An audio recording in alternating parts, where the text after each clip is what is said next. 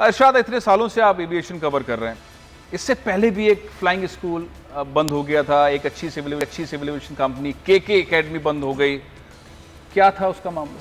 फैसल भाई, बिल्कुल यही सीरीज़ ऑफ इस तरह के एक्शन ये करते हैं जो कि सिविल एविएशन के अंदर जो है रिफॉर्म की ज़रूरत है।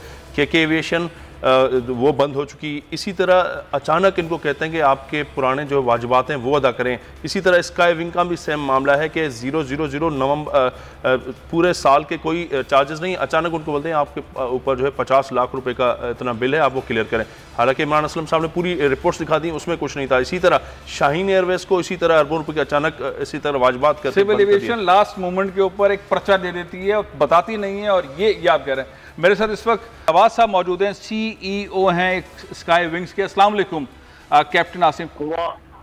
वालेकुम अस्सलाम वरहमतुल्लाह। मैं सबसे पहले जानना चाहता हूं कि आखिर मैंने जानबूझ के इमरान असलम साहब से आज बात नहीं की, मेरी ख्वाहिश थी कि आपसे बात करूं। आप CEO हैं कंपनी के, आखिर क्या वजह है, बुनियादी वजह क्या लगती है कि सिविल एविएशन ने आपके लाइसेंस की तजदीद नहीं की? सबसे पहले तो मैं आपको ये बताना चाहता हूँ कि they are withholding our licence.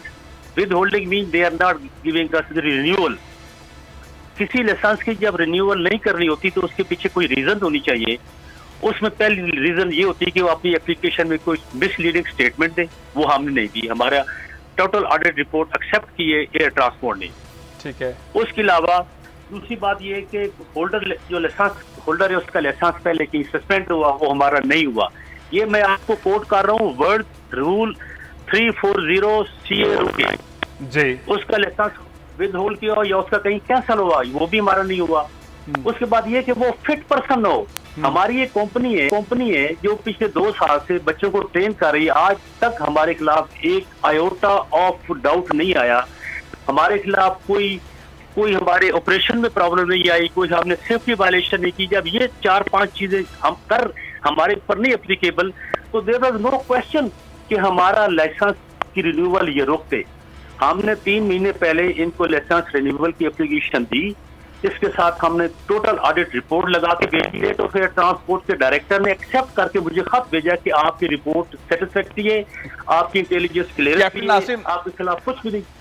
Captain Asim, एक मेरा सवाल ले लीजिए। आपने बहुत तफसील से बताया, इमरान साहब ने भी तफसील से बताया, उनका क्लिप भी हमने चलाया, हमारे रिपोर्टर ने भी बताया। हम इस वक्त कोशिश कर रहे हैं सिविल एविएशन अथॉरिटी के स्पोक पर्सन से उनको लाइन पर लें, इस मामले को देखें, क्योंकि एक इन्वेस्टमेंट पाकिस्तान से जा रही है। आसिम साहब, आपको क्या पॉइंट लगता है कि ये वजह है जिसकी वजह से हमारा लाइसेंस जो है वो उसकी तजदीद नहीं हुई?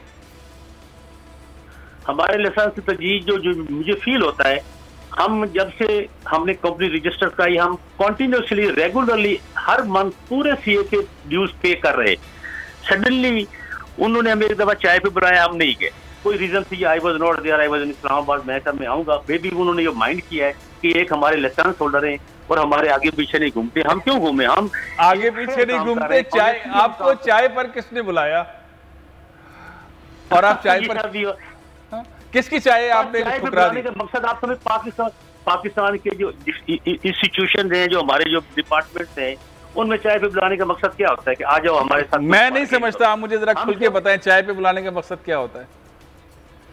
चाय पे बुलाने का मेरी यार हम खुद भी समझते हैं। जब हमें कोई कहता है आप हमारे दफ्तर को विजिट नहीं करते, हम किस लिए? We don't have the time. हमने बच्चों को पढ़ाना होता है, हमने उनको सिखाना होता है। आपके ख्याल में कोई उनकी फरमाइश आपने पूरी नहीं की? चाय पर बुलाकर उन्होंने कोई फरमाइश करनी थी, कुछ ऐसा कोई मामला था?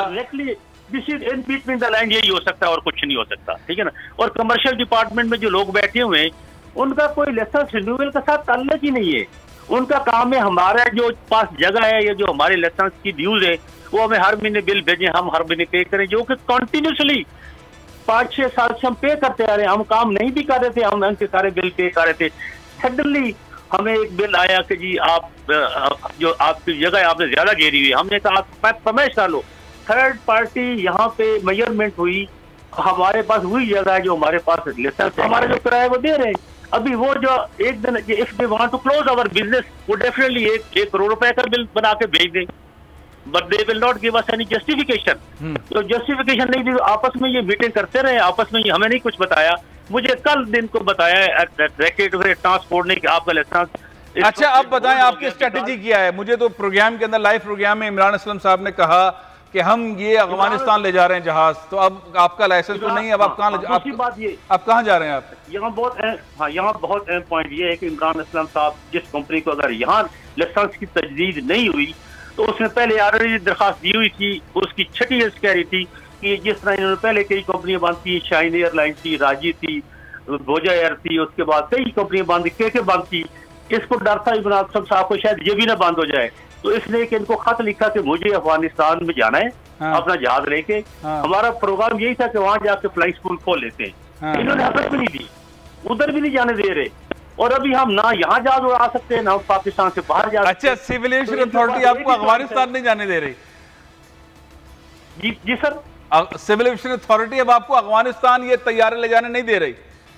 नहीं ले जाने दे रही, कहते आप कमर्शियल पर्पज के लिए जा रहे हैं। भाई कमर्शियल नहीं, it is a private aeroplane. अच्छा कैप्टन आसिम, मैं आपका शुक्रिया अदा करता हूँ। सब्सक्राइब करें और बेल दबाएं ताकि कोई खबर रह न जाए।